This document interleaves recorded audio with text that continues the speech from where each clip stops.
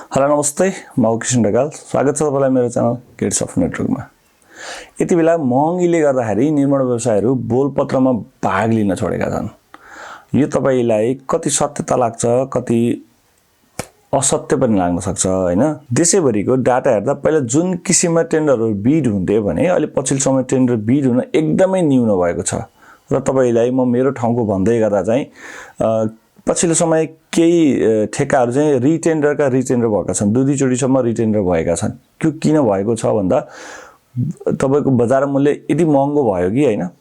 आज एउटा रेट बजार सम्झेर रेट हाल्यो तर त्यो रेट घट्नु सम्भावना छैन र कति बढ्ने त्यसको लिमिट पनि भएन। त्यसले गर्दाखेरि चाहिँ टेन्डरहरू बिड हुन छोडेका छन्। र अर्को कुरा हामी व्यवसायीले पनि यो कुरा एकदमै पालन के गर्नुपर्ने छ भने चाहिँ रेटको मूल्याङ्कन ख्यालै नगरिकिन कति % घट्दैमा ठेक्का पर्छ भन्ने कुरा चाहिँ मैले बारम्बार भनेको छु।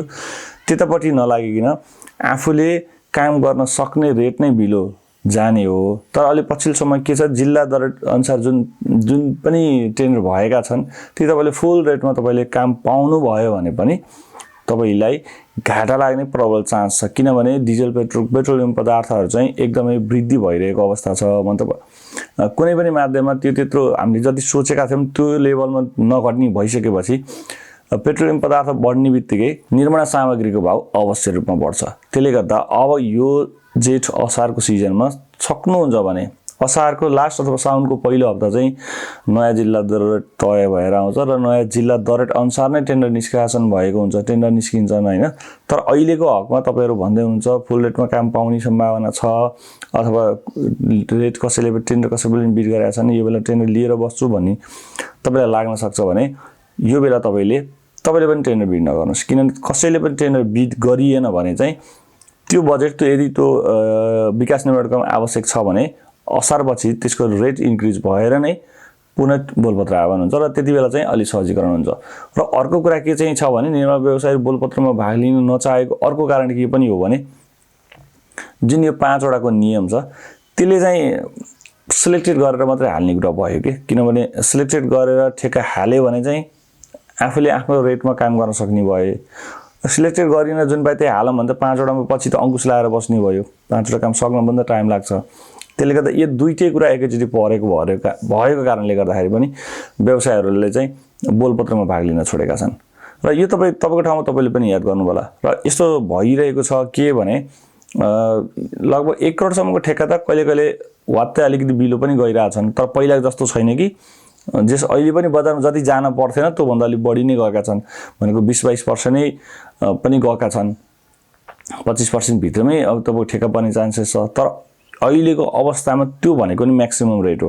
तपाईको नर्मल 4-5% मा ठेक्का पर्ने हो। 4-5% भनेको त्यो एक आपसमा प्रतिस्पर्धा बजार मूल्य अनुसार अलिअलि छोडौं भन्ने हिसाबले मात्रै हो। तर सकेसम्म चाहिँ यो बेला तपाईले टेन्डर बिड गर्नु भएन भने तपाई 5 वटाको नियमले गर्दाखेरि पनि तपाई जो अर्को असारपछि पनि तपाईको साउनमा मतलब साउनतिर पनि तपाईले कसैले पनि लोबिट चाहिँ गर्दैनन्।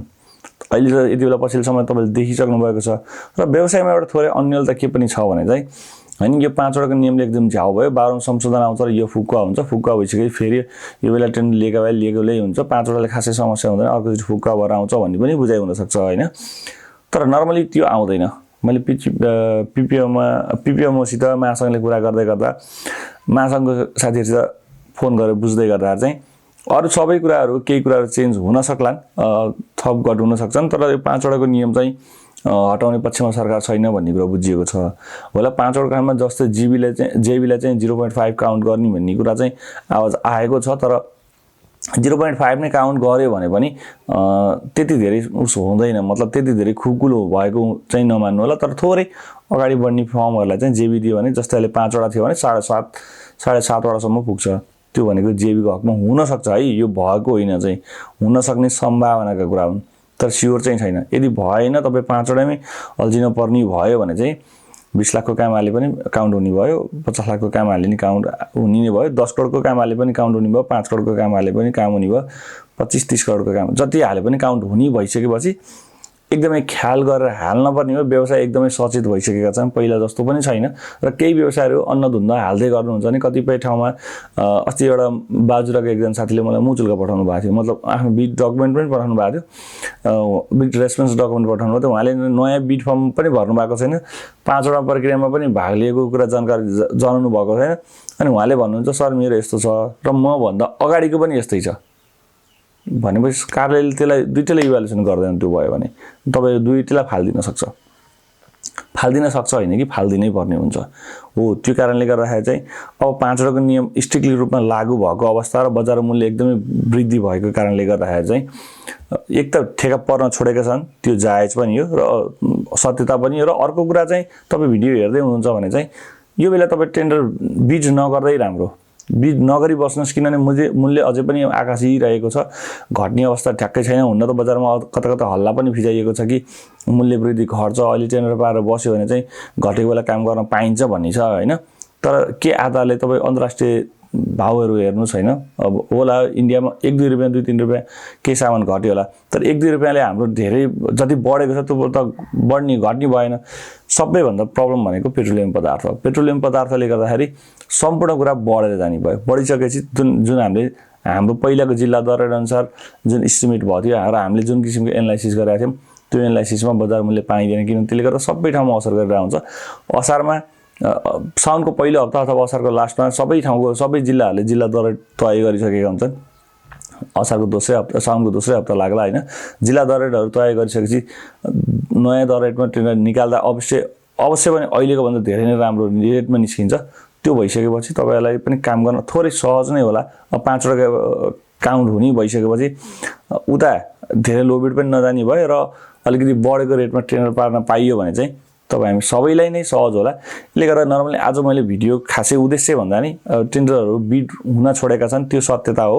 र तपाईँहरूले पनि यो असारको बेला पाएर साउनमा भदौ असोजमा काम गर्ने यो टेन्डर हो म हालिहाल्छु भन्ने विचारले छ भने चाहिँ नहात्तिनुहोस्, टेन्डर नहाल्नुहोस्।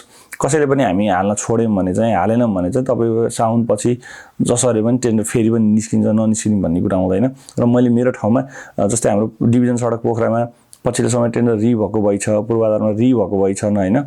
ठुला ठेका परेका पनि छन्, जस्तै 15 करोड 20 करोडको कामहरू 2-3टा परेका छन् भने तपाईँको 4-5 करोडको काममा ठेका बिडै भएको छैन, तपाईँको 1.5-2 करोडको काममा पनि बिड भएको छैन होइन। रिटेन्डर भइसकेपछि बल्ल मान्छेले 1-2टा बिड गरेका छन्। यो समस्या देशैभरि समस्या नलिकौँ, यो चाहिँ बजार मूल्य महँगो भएको कारणले गर्दा व्यवसायले बिड नगरेका हुन्। अर्को कुरा 5वटामा काउन्ट हुने भइसकेपछि घाटा खाइका किन काम गर्ने भन्ने सोचले पनि होला व्यवसायले सचेत भएर यो बिड नगरेका हुन्। र तपाईँले पनि नगर्नु। साउनपछि नयाँ जिल्ला दर रेटमा टेन्डरहरू प्रकाशित हुन्छन्, त्यसपछि तपाईँहरू बिड गर्न सक्नुहुन्छ। र प्रकाशित भइसकेको बिडहरूमा पनि लो बिड नगर्नुहोस्, ढिलो चल्ने सबैको पाला हुन्छ। भिडियो अन्तिमसम्म हेरिदिनु भएकोमा धेरै धेरै धन्यवाद। नमस्ते।